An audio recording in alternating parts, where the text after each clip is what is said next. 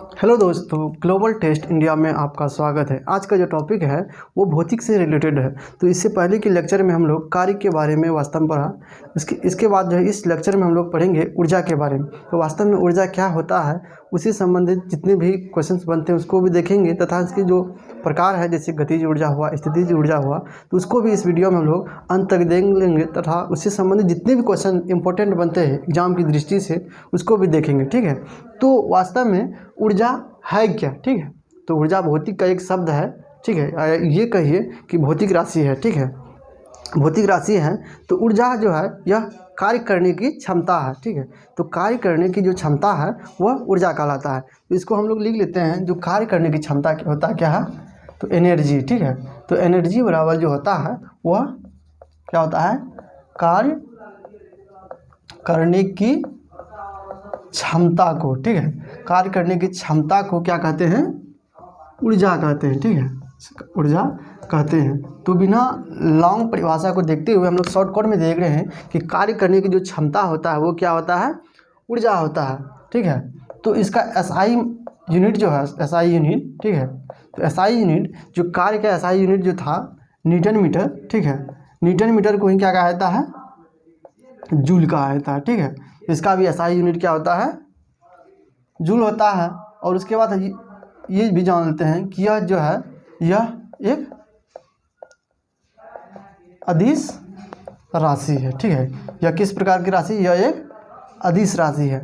तो जूल जो है कार्य का भी एसआई मात्रक और ऊर्जा का भी एसआई मात्रक है। ठीक है, तो हम लोग को एक बात जान लेना चाहिए कि जितने भी ऊर्जा हैं, चाहे वो रासायनिक ऊर्जा हो, विद्युत ऊर्जा हो, यांत्रिक हो, चाहे वो स्थितिज ऊर्जा, चाहे गतिज ऊर्जा हो, जितनी भी प्रकार की ऊर्जाएं हैं तो सबका एसआई मात्रक जो है वो जूल ही होता है। तो प्रमुख जो है ऊर्जा जो है, प्रमुख ऊर्जा को हम लोग देख लेते हैं, प्रमुख ऊर्जा। ठीक है, प्रमुख ऊर्जा जिसका एसआई यूनिट क्या होता है, एक ही होता है। जैसे विद्युत ऊर्जा, रासायनिक ऊर्जा, उसके बाद आता है गतिज ऊर्जा, स्थितिज ऊर्जा, ईटीसी। ठीक है, ये सारे ऊर्जा, ठीक है, जितने भी ऊर्जा है उसका एसआई मात्रा क्या हुआ, जूल हुआ। तो मुख्य रूप से ये तो बेसिक हुआ, लेकिन क्वेश्चन जो है एग्जाम में पूछे जाते हैं कि यांत्रिक ऊर्जा क्या है, स्थितिज ऊर्जा क्या है, तथा उससे संबंधित जो रिलेशन बनते हैं उसको भी हम लोग देख लेते हैं। तो यांत्रिक ऊर्जा जो होता है, यांत्रिक ऊर्जा, ठीक है, यांत्रिक ऊर्जा किसे कहते हैं, तो यांत्रिक ऊर्जा जो है वास्तव में गतिज ऊर्जा प्लस स्थितिज ऊर्जा के योग को कहते हैं। ठीक है, तो यहीं से क्वेश्चन बनता है, ढेर सारे एग्जाम में भी पूछे भी गए हैं कि यांत्रिक ऊर्जा क्या है। ठीक, तो यांत्रिक ऊर्जा जो है वास्तव में गतिज ऊर्जा तथा स्थितिज ऊर्जा के योग को हम लोग कहते हैं। ठीक है, तो अब हम लोग जो है यांत्रिक ऊर्जा को देख लिए हैं, और मेन जो क्वेश्चन पूछा जाता है वो स्थितिज ऊर्जा और गतिज ऊर्जा से। ठीक है, हम लोग इसको बारी बारी से देखेंगे कि स्थितिज ऊर्जा क्या है। ठीक है, पहला में है स्थितिज ऊर्जा। ठीक है, तो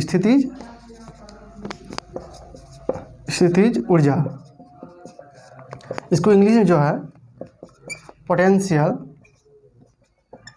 एनर्जी बोला जाता है। ठीक है, एनर्जी, आखिर पोटेंशियल एनर्जी आखिर है क्या, तो उसको भी देख लेते हैं। तो पोटेंशियल एनर्जी है किसी वस्तु के स्थिति के कारण, किसी वस्तु के स्थिति के कारण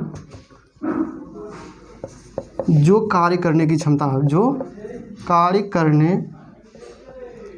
स्थिति के कारण जो कार्य करने की क्षमता होती है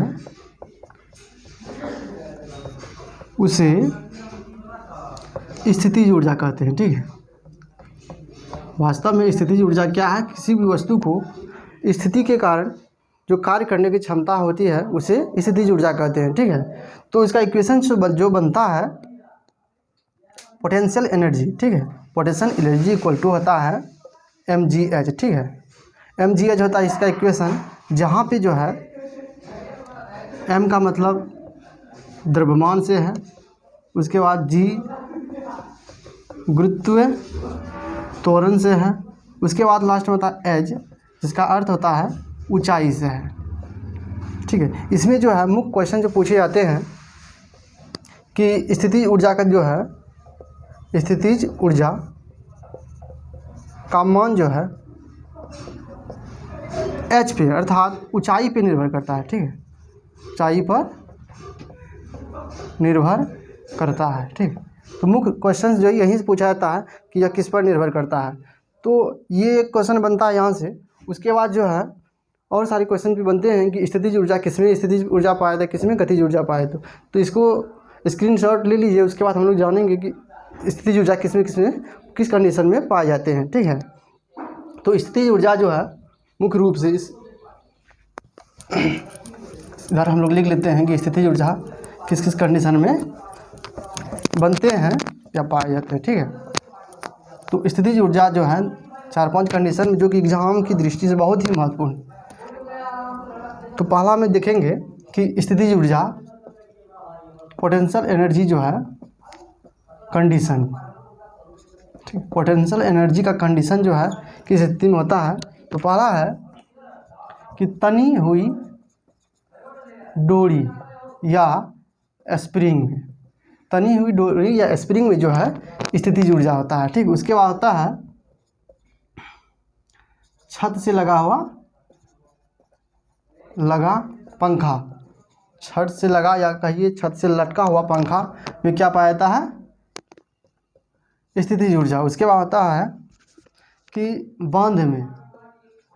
बांध जो होता है, कोई भी बांध हुआ नदी का, उसमें जो है कौन सा पाया जाता है, या कहिए स्थिर पानी में भी जो है वह बांध में भी पाया जाता है। ठीक है, बांध में भी स्थितिज ऊर्जा पाया था। उसके बाद लास्ट में हम लोग देख लेते हैं कि तना हुआ, ठीक है, तना हुआ धनुष, इन कंडीशनों में जो है वास्तव में स्थितिज ऊर्जा बनती है। ठीक है, अब हम लोग लेते हैं गतिज ऊर्जा को। ठीक है, तो गतिज ऊर्जा से भी ढेर सारे क्वेश्चंस पूछे जाते हैं, उसको भी हम लोग देख लेते हैं तथा उससे जो समीकरण बनता है उसको भी देख लेते हैं। ठीक है, तो दूसरा क्या था, गतिज ऊर्जा, गतिज ऊर्जा है। ठीक है, दूसरा क्या है, गतिज ऊर्जा, जिसे इंग्लिश में काइनेटिक एनर्जी बोला जाता है। ठीक है, इंग्लिश में काइनेटिक एनर्जी। तो इसके नाम से ही हमें समझ में आता है कि आखिर गतिज ऊर्जा क्या है। तो किसी भी वस्तु के गति के कारण जो कार्य करने की क्षमता होती है उसे गतिज ऊर्जा अर्थात काइनेटिक एनर्जी कहते हैं। ठीक है, तो किसी भी वस्तु के उसमें गति के कारण जो कार्य करने की क्षमता होती है, वास्तव में वही क्या कहलाता है, गतिज ऊर्जा कहलाता है। ठीक है, तो इसको समीकरण में अगर देखें तो kinetic energy equal to 1/2 mv²। ठीक है, यही समीकरण ये पूछा जाता है ढेर सारे एग्जाम में, इससे संबंधित जो क्वेश्चन भी बनते हैं उसको भी हम लोग अंत में देखेंगे। तो यहाँ पे m का मतलब हुआ द्रव्यमान से है। ठीक है, उसके बाद v क्या है, वह वेग से है। ठीक है, तो यहाँ पे जो क्वेश्चन बनता है मुख्य रूप से वेग से पूछा जाता है। ठीक है, कि वेग में परिवर्तन करने पर गतिज ऊर्जा में क्या परिवर्तन होता है। ठीक है, तो क्वेश्चन इसमें वास्तव में ये पूछा जाता है कि गतिज ऊर्जा अर्थात वेग को अगर 2 गुना कर दिया जाए तो गतिज ऊर्जा में क्या परिवर्तन होगा। ठीक है, तो यहाँ से हम लोग देख ही लेते हैं, अगर वेग को जो है हम लोग v को अगर 2 से गुना कर देंगे, इसका अर्थ ये हुआ कि स्क्वायर इसका हो जाएगा, v² हो जाएगा, इसका अर्थ तो ये 4 गुना हो जाएगा। ठीक है, उसके बाद अगर हम लोग 4 गुना अगर वेग को कर दे तो क्या हो जाएगा, इसका स्क्वायर होकर के ये 16 गुना होगा, तो गतिज ऊर्जा क्या हो जाएगा, 16 गुना हो जाएगा। ठीक है, तो इन्हीं से वास्तव में क्वेश्चन पूछे जाते हैं। उसके अलावा जो है मुख्य रूप से जो क्वेश्चन बनते थे हम लोग देख लिया है, ठीक है। अब हम लोग जो है नेक्स्ट वीडियो में अर्थात इसी का जो है थर्ड लेक्चर में, अर्थात इस चैप्टर का नाम भौतिक विषय है जो कि कार्य, ऊर्जा और शक्ति से है, ठीक है। तो इसमें हम लोग कार्य ऊर्जा को पढ़ा, उसके बाद हम लोग जानेंगे शक्ति के बारे में। मिलते हैं नेक्स्ट वीडियो में, तब तक के लिए धन्यवाद।